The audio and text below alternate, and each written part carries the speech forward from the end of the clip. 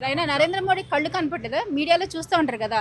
అంత ఇదిగా పోలీస్‌కి కొట్టమని పర్మిషన్ ఇచ్చినప్పుడు చెప్పాలి కదా కొట్టకూడదని. నాకు తెలిసి నరేంద్ర మోడీ కూడా ఇది ఇంత వైలెంట్‌గా పిల్లలు, స్టూడెంట్స్ పాపం వాళ్ళు కామ్‌గా పీస్‌ఫుల్ ప్రొటెస్ట్ మూవ్‌మెంట్ చేసినప్పుడు అలాంటిది వాళ్ళు రౌడీల్లా కొడతారంటే గవర్నమెంట్ పర్మిషన్ ఇస్తేనే కదా. ఈ పర్మిషన్ ఎవరు ఇచ్చారంటే నరేంద్ర మోడీయో లేక హైయర్ అథారిటీయో ఇచ్చే ఉంటారు.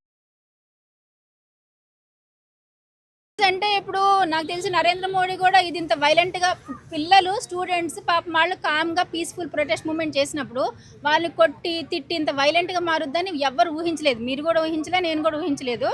ఆళ్ళు సిక్కులోళ్ళు వచ్చారు కదా కత్తులు, కటారాలు తీసుకొని. మళ్ళీ వాళ్ళకి అందరూ సపోర్ట్ చేస్తున్నారు. ఇప్పుడంతా బీజేపీకి వ్యతిరేకమయ్యారు. ఇంతకంటే ముందు ఎవరైతే బీజేపీకి సపోర్ట్ ఉన్నారో సపోర్టర్స్ వాళ్ళందరూ ఈ రౌడిజం ఎక్కడి నుంచి వస్తుంది? పోలీసులు మామూలుగా ఒక కానిస్టేబుల్ ఒక ఫీల్డ్ విజిట్ ఎక్కడైనా నేను జరిగిందనుకోండి, ఎస్ఐ పర్మిషన్ లేకుండా వెళ్ళరు. జస్ట్ చూడటానికి వెళ్తానికి కూడా ఎస్ఐ పర్మిషన్ ఇవ్వాలి కదా. అలాంటిది వాళ్ళు రౌడీల్లా కొడతారంటే గవర్నమెంట్ పర్మిషన్ ఇస్తేనే కదా. ఈ పర్మిషన్ ఎవరు ఇచ్చారంటే నరేంద్ర మోడీయో లేక హైయర్ అథారిటీయో ఇచ్చే ఉంటారు. అయినా నరేంద్ర మోడీ కళ్ళు కనపట్టదా? మీడియాలో చూస్తూ ఉంటారు కదా. అంత ఇదిగా పోలీస్‌కి కొట్టమని పర్మిషన్ ఇచ్చినప్పుడు చెప్పాలి కదా కొట్టకూడదని. వీళ్ళే పర్మిషన్ ఇచ్చి 4 దెబ్బలు కొట్టేస్తే స్టూడెంట్ నోరు మూసుకుని ఆళ్ళే పోతారు.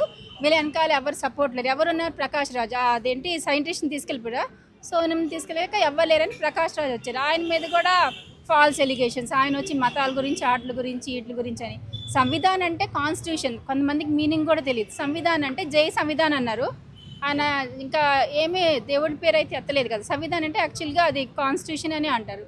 కాన్స్టిట్యూషన్ అంటే ఆయన రీజనబుల్గా అని చెప్పాడు కదా. ఆయన మతాల గురించి అయితే ఏం లాగలేదు. ఈ పని పాట లేని వాళ్ళు కొంతమంది ప్రకాష్ రాజ్ వచ్చి చిచ్చులు పెట్టారంటే ఆయనకి ఎవ్వరు ఇప్పుడు ఒక స్ట్రాంగ్ పర్సన్ ఉండాలి కదా. ఒక స్టూడెంట్సే ప్రొటెస్ట్ మూమెంట్ లేదు. వెనకాల ఒక క్రికెట్ ప్లేయరో, ఒక హీరోనో, ఒక హీరోయినో, సెలబ్రిటీ ఎవరినో వస్తే వాళ్ళు కొద్దిగా సపోర్ట్ జరుగుతుంది. అలాగే సైంటిస్ట్ వస్తే ఆయన తీసుకెళ్ళిపోయాడు, ఆయన బలంగా ఉన్నారని.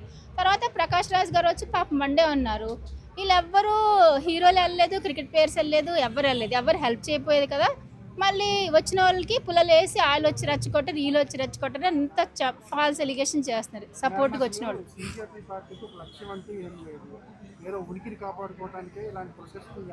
లక్ష్యం ఎందుకు లేదండి? అసలు ఎలా మాట్లాడతారు? చూస్తారంటే ఇప్పుడు గవర్నమెంట్ది కదండి ఫాల్ట్. నీట్ పేపర్ లీక్ చేశారు. ఆ నీట్ పేపర్ లీక్ చేసింది దానికి వాళ్ళు ఏదోటి సర్ది చెప్పాల్సింది పోయి ఒక పాకిస్తాన్ వాళ్ళనో, టెర్రరిస్ట్నో వాళ్ళని కొట్టినట్టు ఘోరం కొట్టి వాళ్ళ మీద ఏంటి అది ఫైరింగ్ చేస్తున్నారు. నెక్స్ట్ ఏమో లాఠీ చార్జ్ చేస్తున్నారు, టియర్ గ్యాస్ కూడా వదులుతున్నారు. వాళ్ళు ఇండియన్సే కదా, పైగా స్టూడెంట్స్. అంత ఘోరం కొట్టాల్సిన అవసరం ఏముంది? ఆ స్టూడెంట్స్ అయినా కూడా వాళ్ళని కొంతమంది దేశద్రోహులని వాళ్ళ మీద ఫాల్స్ ఎలిగేషన్ చేస్తున్నారు. వాళ్ళు ఏం దోష ఎగ్జామ్కి వాళ్ళకి అన్యాయం జరిగిందని చెప్పేసి ఎగ్జామ్ పేపర్ లీక్ అయిందని చెప్పేసి అడుగుతున్నారు. ఇప్పుడు ఎడ్యుకేషన్ మినిస్టర్ని వాళ్ళు దించమని అంటున్నారు. వాళ్ళు ఏమంటున్నారంటే మేము ఎక్స్ప్లెనేషన్ ఇచ్చాము, మా సైడ్ నుంచి మేము మిస్టేక్స్ని కరెక్ట్ చేసామంటే అవ్వదు కదా.